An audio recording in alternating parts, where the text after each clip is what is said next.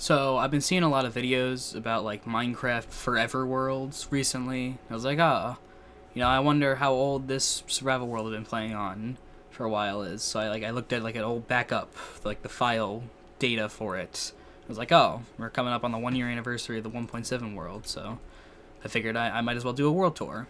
I think it'd be cool.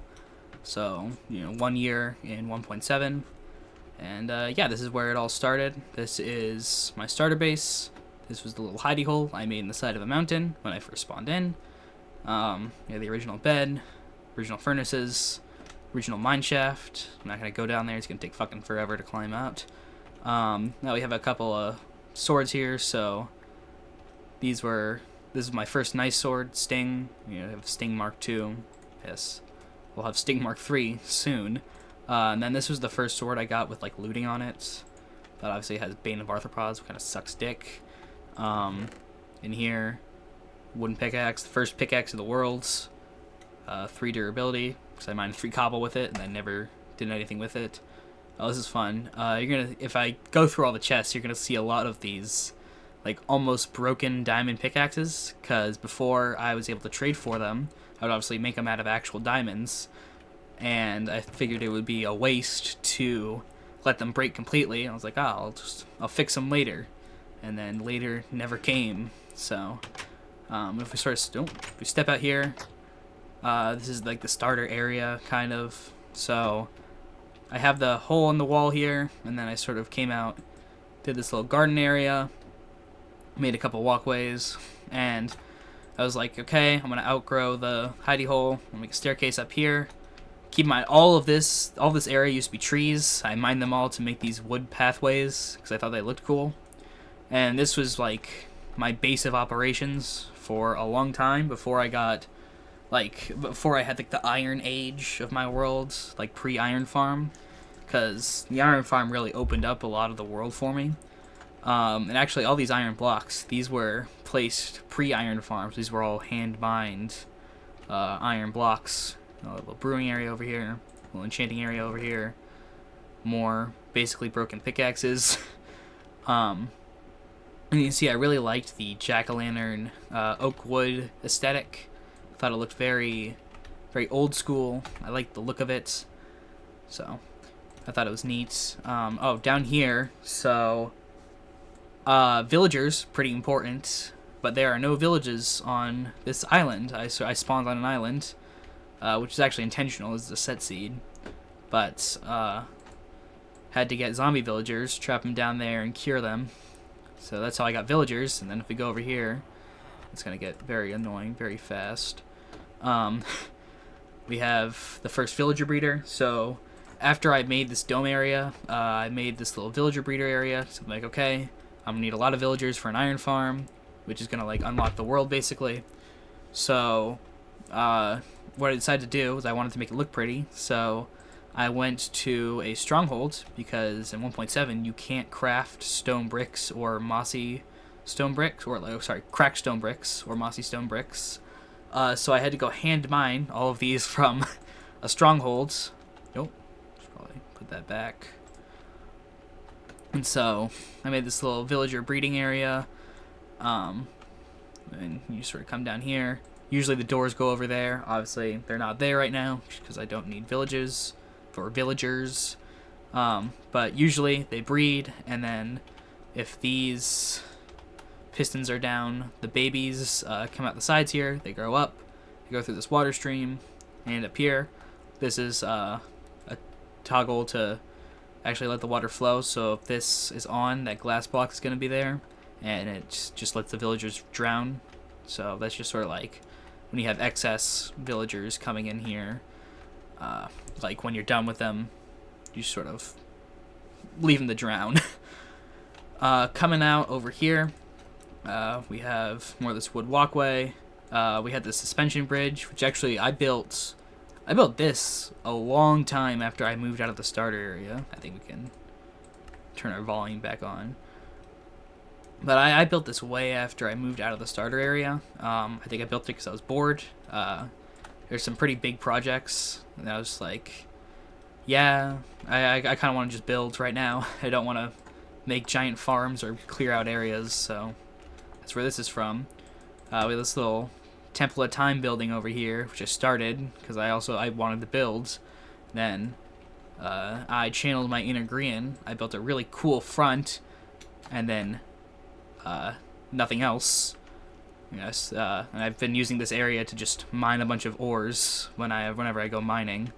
So we have a little setup over here. But that's the starter area. So I don't know. I'm sure you've looked over here. I've looked over here. It's like, oh, what the fuck is that? So over here is sort of the heart of the world. It's where all of my farms are. It's where all of my industrialization happens. It all happens in this big stone building here. It's where I store all my stuff. So this is the SoapCo building, and actually this is the back entrance. So you come in to the second floor, and I think it'll be easier if I come down here to the first floor. So yeah, the SoapCo building. This is where I store all my shit. So iron storage, mob farm storage, fish farm storage, mob farm item sorter, sugarcane farm storage, more fish farm storage, and then up here is sort of in development. What the fuck are you doing here? There we go. And so up here is sort of like a transitionary area. Originally, the building wasn't designed to have these little outcrops over here. Originally, it was just supposed to end, like, at this stone brick pillar, but I wanted to expand it just to make it look more full, and so I could have these empty spaces down here for bulk storage, because I was throwing out a lot of iron and a lot of my fish drops, so this is all iron here. And actually, this isn't fully stocked yet, because my iron farm very recently decided to shit itself, and all of the villagers, or like half of the villagers, despawned, and it broke. It's really sad. Well, obviously we can talk about that when we go over all the farms, which I guess we'll do right now. So this is the iron farm. You can tell it was the first farm I built here because it's made of stone and not iron blocks.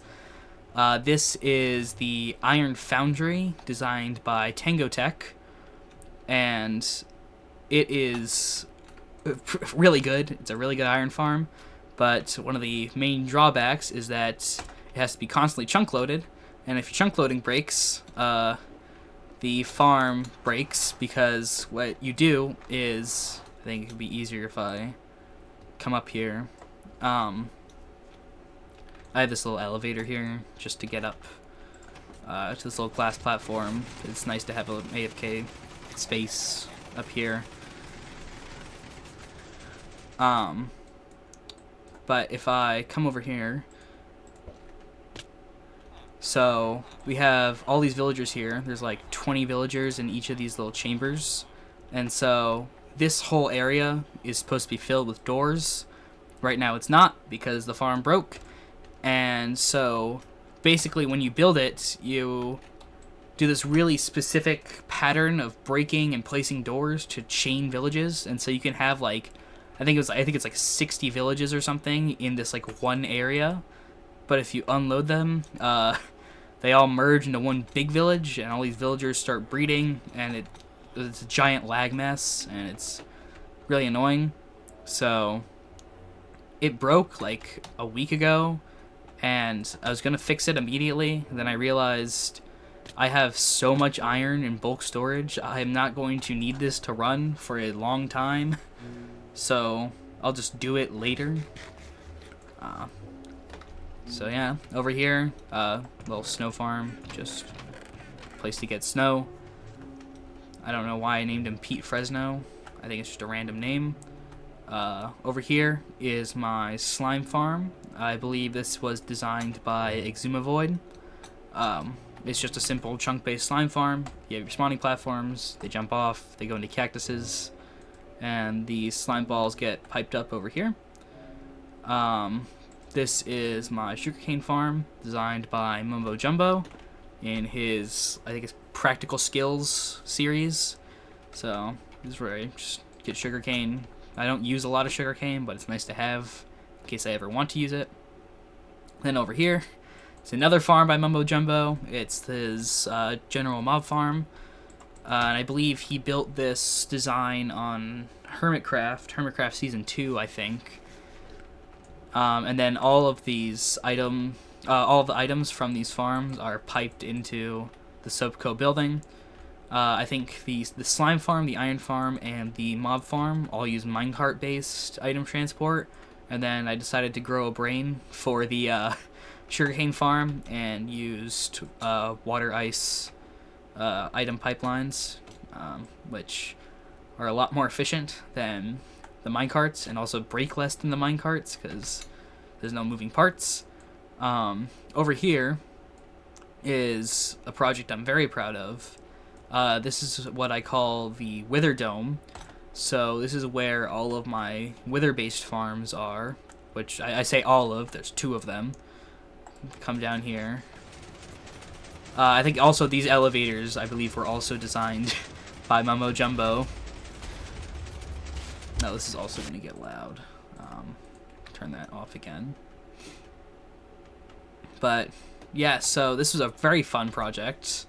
I say fun sarcastically because I had to drain out this entire area of ocean with no sponges. Then I mined out all of the stone, and then you see here from the bedrock on the walls, I also broke all the bedrock here, except for the wither cages and some funny shapes. But I really like this area. This is probably one of my favorite areas of the world, just because of how like industrial looking it is, and I really love just the big hole. It looks cool in my opinion. And the reason I built this area was for this tree farm, which is designed by, can you guess? This is actually designed by Mumbo Jumbo. And there's wool here. You will not see wool in any of the other Wedgestone builds because this was the only build that I ever used Schematica for. And it felt so cheaty that I decided to never do it again, except for one other build, but we'll get to that. But this is the tree farm. It's actually sort of a Frankenstein design.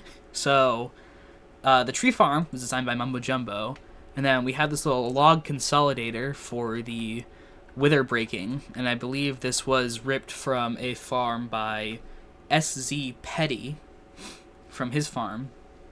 And his farm, it was designed to use a bedrockless wither cage designed by DanielKotes. Very old name, if you know him. Obviously, that's not going to work for me, so this part was designed by yours truly to push all of these blocks down and over here into a space where the wither can break them, because I do not trust any wither cages that don't use bedrock. I've had withers escape before in other worlds where I don't use bedrock-based cages, and they get out and they make a mess, and it's really fucking annoying. And then also this breaking design was also made by me. So if I come around over here, you have a snow golem here, which is constantly shooting snowballs at the sky, or not at him, because for some reason snow golems can't target withers. It's actually targeting this zombie over here, and obviously the snow golem's hitting the wither, so the wither is constantly trying to break these blocks around it, which ends up breaking these wood blocks. Sometimes it breaks because of lag, and so I actually have this little fail-safe mechanism here. So if any oak logs get past the wither, I have this little thing here. It's like a smart piston design, and so if there's an oak log here, this detects it, pushes this cauldron over here, and activates a comparator clock, and it just shoots arrows at the wither so that like wood blocks don't get stuck there, and I don't have to fix a bunch of shit. The farm only breaks a little bit. And then this is just the storage for the wood farm. And if we come over here, we also have the cobblestone farm, which is, I hate to say it, designed by Raiseworks. I know I should technically be crediting him for every single build here, because he invented pistons and placing blocks, and he actually invented Minecraft itself, but this is his design. So, you know, credit where credit's due. And actually, I built these two farms back when the videos like the galvanized square steel and eco-friendly wood veneers, when those were like a big thing. So named this one Little John, and then the other one over there is eco-friendly wood veneers. I thought that was funny. Weird thing about 1.7 is it can only display one wither name at a time. It can't display multiple boss bars. So usually it shows Little John just because I'm over here the most, but sometimes I get to see eco-friendly wood veneers. Speaking of being in this area, over here is my super smelter. This was once again adapted from a design by Mumbo Jumbo, but I believe his design used 8 furnaces, and this one uses 64 furnaces, and it's kind of fucky because of that, and so I have all this extra logic up here. I don't know what any of it does. The way I do redstone is I drink energy drinks, and then I black out for 3 hours, and I have redstone.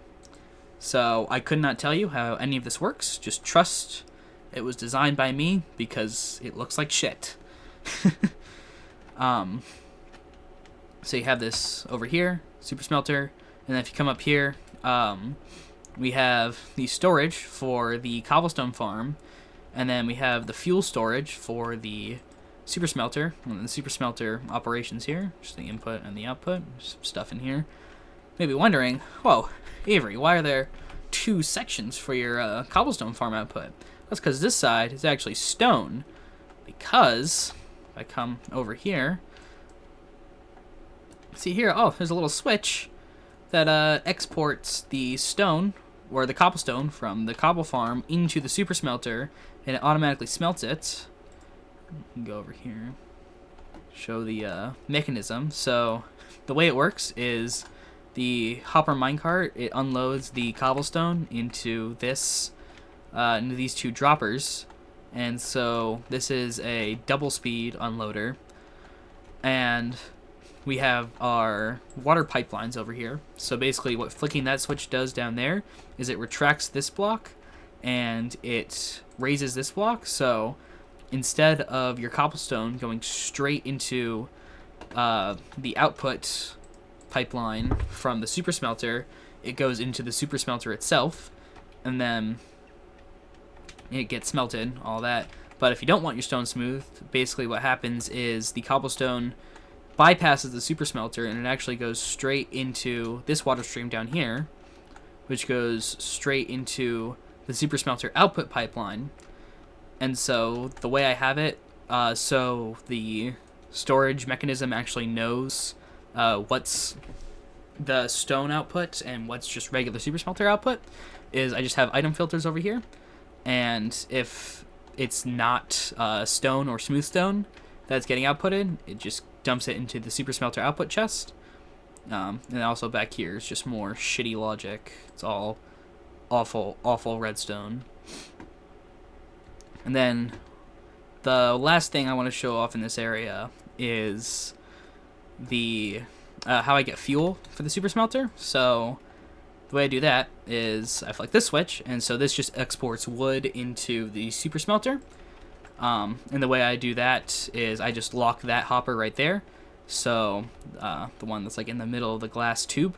And so what happens if I lock that hopper is the wood keeps going up the glass tube and into the item stream, which goes into the super smelter. And yeah, so that's the wither dome. That's what I like to call it. And I guess I can show off the nether hub, quote unquote, next. We can turn our sound back on now that we're out of there. So my nether hub is basically just, oh, lag spike, yippee. It's basically just a bunch of tunnels that go through the top of the nether. It's nothing super exciting. This is the portal to the starter base, and then over here is the portal to the industrial zone, and then this is the portal, this is the nether side of the iron farm. So this is how the chunk loading works. It like spits poppies out into this lava, and that's how chunk loading works in 1.7. I guess This is all the storage from my nether escapades. The only real, like, big thing that's going on in the nether is I'm currently digging out another perimeter. Where I say perimeter, it's as small as it could possibly be for it to count as a perimeter, I think. And I'm mining out the area for a wither skeleton farm. So we can fast forward to when I'm over there.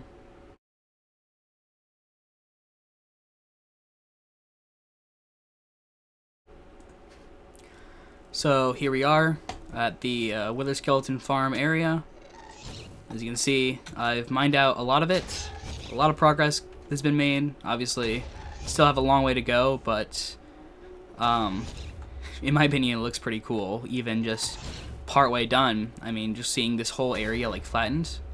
The way that I like to do the clearing out is as I do TNT, and then I clear out all the lava, and I scrape all the nether quartz off, and then what I do is I come in with pickaxes, and I flatten it down to prepare it for another TNT layer.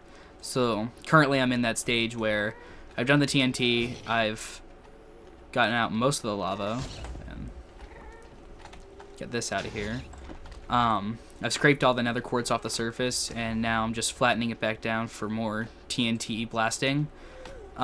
It's definitely not the most efficient way to clear out the area, but it's the way that gets me the most nether quartz, and that's really important to me because I have a very big project going on in the end that uses a lot of nether quartz, and you can go see that right now as soon as I get out of here. Just gotta go. The portal's like right over there. Oh, and this is the fortress I'm using the wither skeleton farm, or for the wither skeleton farm. So down here it extends like down over there, and there's a double cross, which is where I plan on building it, so I can have 2 spawning areas. Originally I was gonna make it there, because you see the obsidian over there. That's where it was originally gonna go, and then I noticed there was a double cross like on the inside. It's in one of those awkward areas where the fortress is like covered in netherrack, so it's kind of hard to tell what's what. Oh, let's go. Let me get the guest here. Oh, I love lag spikes. I love 1.7 optimization. It's just such an optimized version. Oh, and I also have a special texture pack just to make nether quartz pop more when I'm looking for it in the nether. So there's that, and then if we come over here, you see there's a little minecart trail because I was putting villagers over in the end, because that's where I do all my villager stuff. Oh, I guess I should probably show off the desert. So this is my desert area. Actually, I'm gonna sleep so that I don't die. But this is the desert area. So before I had a sand duper, I would come here and I would just mine sand. So this is how I got all the sand for most of the TNT for the nether perimeter. And I mined out a lot of this desert. A lot of the desert got mined out here. This is also where I mined out all the sand to clear out the Wither Dome area. Oh, you can see here, so much fucking sand. Why is there? I don't remember why I have this many bricks here. And then this is also where the stronghold is, my first stronghold. So you can see here, it's marked by this little stone cross. It's just down here. And you can see the whole thing is gutted because I came in and mined out a bunch of the stone bricks for my villager area. And if you just come on over here, this is where the portal is, and you can see this portal actually has been sliced by the end portal. So the portal you saw on the nether side with the end stone in the corners, that actually leads to this portal, and so I can just access the end straight from the nether. I don't have to go from the nether to the overworld to the end. It's just one transition.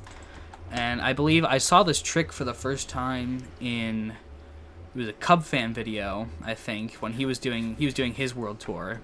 And this is where I first saw this trick. So if we go to the nether end side, you can see why I need so much nether quartz. This is my end base. So, yeah.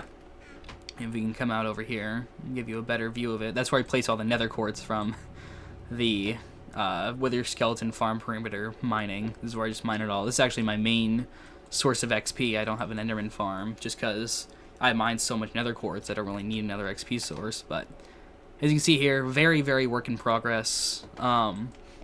It's not much right now, but I'm hoping it gives off a lot of Space Valk 2 vibes, or Space Valk 3. I don't remember specifically which one it is, but one of the Space Valkyrias. Make that jump. But I mean, I think it looks pretty good from the inside. I mean, I put a lot of work into designing this stuff. But if we come over here, this is my villager area. This is like the main piece of infrastructure I have in the end. Yeah, so this is the villager trading hall. This, I believe, was a design that was featured on the ZipCrowd server. I know there's a video tutorial put out. I don't remember by specifically who, but yeah, so that's the design I used for this. You see down here, another villager breeder to give me more villagers. And a little training area. I'm really proud of the interior design for this area, though. I think this was like the first big area of the end base, and I think I did a really good job. The second floor is obviously still a work in progress, so this is where I put my carts. But I think it looks pretty good. Obviously, all these guys are in temporary storage. I've named them based on their books. Something really weird that happens in 1.7 though is, so these guys, if you trade with them too much, they'll change their trades, and sometimes they change the book that they sell, so you have to kill them, which is unfortunate, but it happens. This guy though, is my favorite villager. If you scroll all the way to the end, he sells you iron, and the way villager mechanics work in 1.7 is, if I sell this guy iron, he's run out of his iron trade.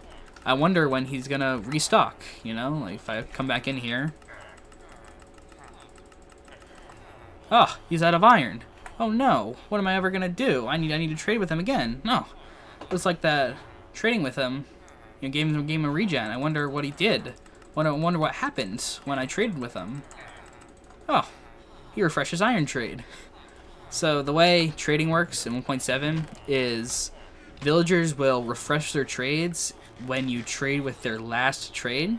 And so this guy, his last trade is iron and will always be iron. So I just get infinite emeralds from him, which is nice.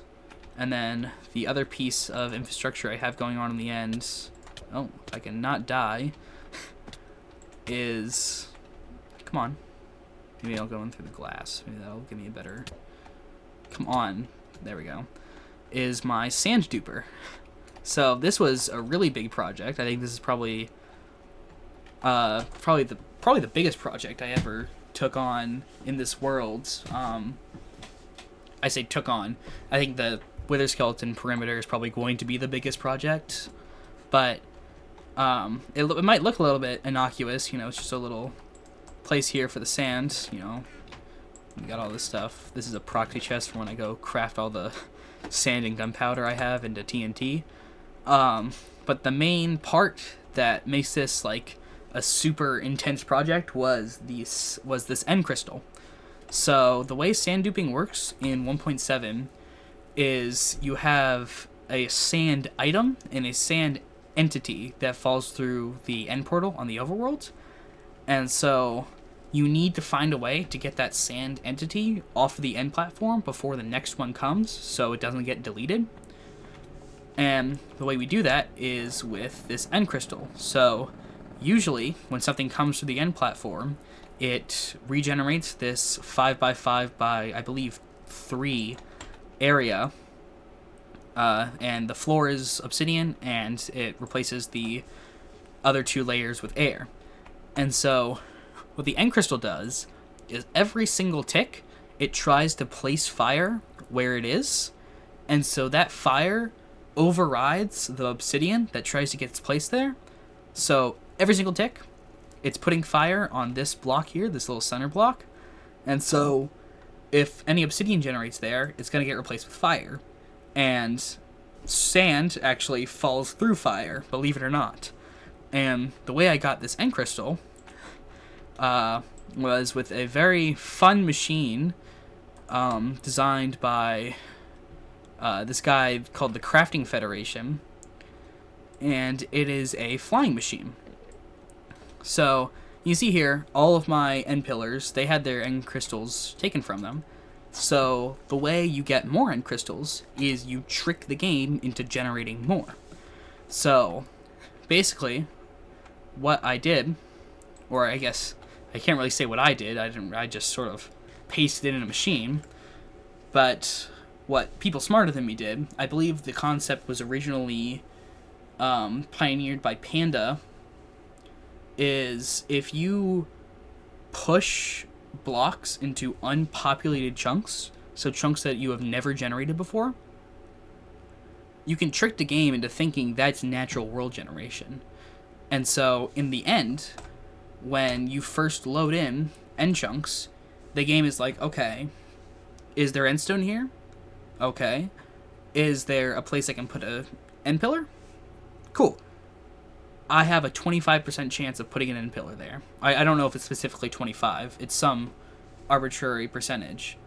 So what you can do is you can send a flying machine with a bunch of endstone on it into unpopulated chunks before you ever load them. And you can go load them, and there will be end crystals there. So what Panda did is he made a flying machine, but obviously he was in 1.8 when he did it, so he had access to slime blocks and all that. We're in 1.7, so what this guy, the Crafting Federation, did was he made a flying machine in 1.7 in order to push all of that endstone into unpopulated chunks. And we'll walk over there right now, but it is 1,200 blocks away, so I am going to speed it up a little bit.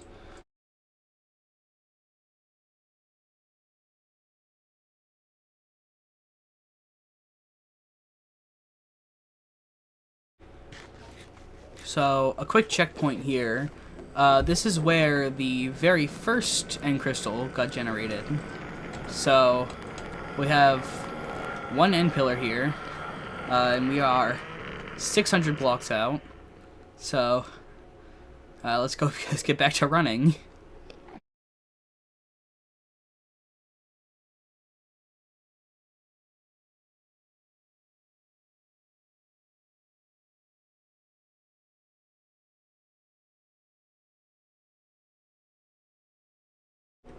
So here it is. This is the flying machine, the 1.7 flying machine. You can see over here, we got one more end crystal.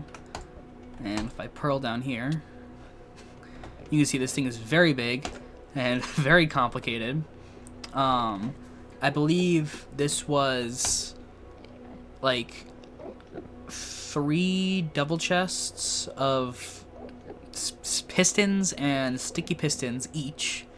I think it was around 2.5 double chests of redstone blocks. And keep in mind, I do not have a witch farm, so all of this redstone was mined by hand. I'm very glad that in the original world download, he made it out of iron blocks, because that is my most plentiful block. But yeah, so this is it. This is the flying machine. Come over here. You can see this thing is fucking massive. I think you can see why I said this was probably the biggest project I ever undertook in this world. But here's all the endstone.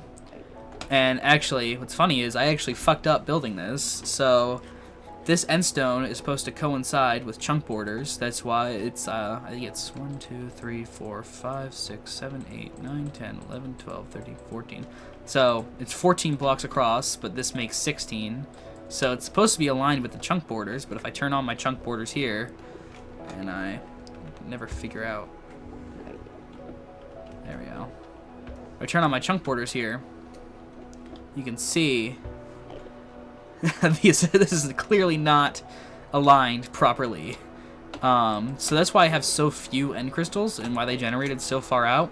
If I built this with proper chunk alignment, this would have generated so many more end crystals.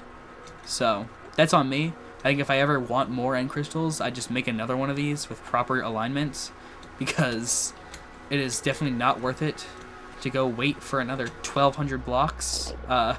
This thing's also very slow. I think it moves 1 block every like 17 seconds or something like that. Very, very slow. So if I ever want more end crystals, I think I just rebuild it with proper chunk alignment instead of trying to rerun this one, which is why I don't really care if I load it now, because I don't think I'm ever gonna try and generate more end crystals over in this direction ever again. I also probably never gonna need end crystals ever again. I wish I brought blocks so I could get back up, but hindsight is 2020. Trying not to. Oh, well, that's a poor idea. Try to pillar or pearl back up here.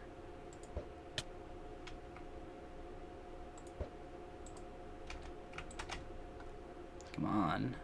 Oh, you gotta be shitting me.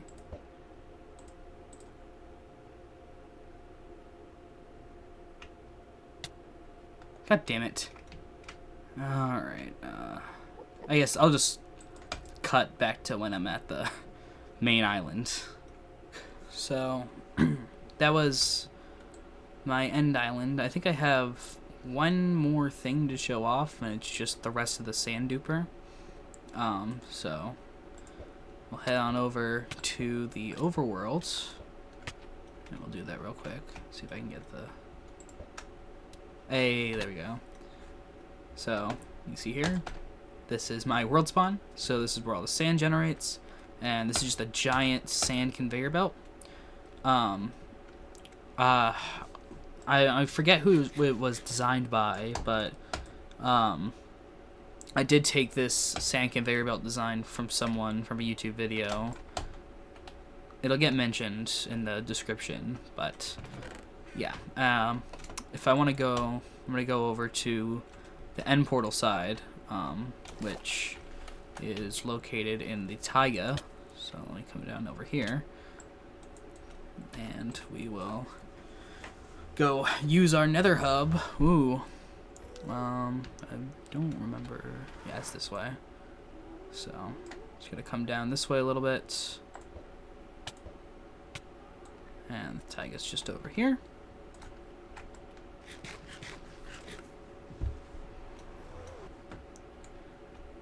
So, I used a second end portal for this, just because I didn't want to disturb my main one that I use for actually getting in and out of the end. So over here is the exit of the, god damn it. It's the overworld side of the sand duper. So basically up there are a bunch of chunk loaders. So what it does is it both extends the spawn chunks using using droppers and hoppers. And so basically if you face a hopper with a item facing into a chunk border with a storage container on top, I don't know if you need the storage container on top. I always put it there because that's how I learned it. But if you have that facing into a chunk border, it'll extend the chunk loaded status of that from spawn chunks. So I basically have this dropper hopper trail going all the way from my spawn chunks over to here, and then so that's on the glass scaffolding, And then on the iron block scaffolding, it's just redstone blocks, pistons, and lamps. And that's just for redstone updates. So if you have redstone updates in a grid like this, redstone updates create lazy chunks.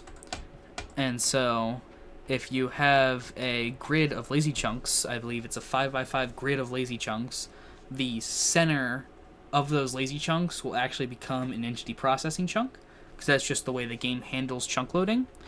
So that's what all this is. It's literally just to load this chunk, because in order for the sand duping glitch to work, what you need to do is you need to have a sand fall from a height here. Let's get in there. More pearls. You need to have the sand fall in here, and what happens is it falls onto this cobblestone wall, and the sand is at a velocity where it both collides with the wall and goes through the portal at the same time, which is I think it's... No, it's not the same kind of thing for 1.9 sand dupers, because those... it might be. I don't know. I'm not 100% sure. But basically, it like splits the sand entity into like 2 time streams, where in one timeline it becomes a sand item, and in another timeline the entity passes through the end portal and it comes out the other side. And so basically both of those happen at once, and that's why you get a sand entity and a sand item on the end side. And you need this area to be entity processing for that to work, because the game has to... Because in lazy chunks, what will happen is the sand will just warp down on top of the end portal. The game won't actually process the sand falling. It'll just be like, oh, this is a gravity block. It just got pushed into the air. Let's just warp it down, because we don't want to process the sand entity falling. So that's how that works, I think. I'm not a very technical player, so I don't know. But that's basically it. That's like the whole world. Kind of an underwhelming ending, but yeah, that's my world. I guess I'll check back in next year, or some arbitrary amount of time later, and give a progress update. So yeah, that's about it, and I will be seeing you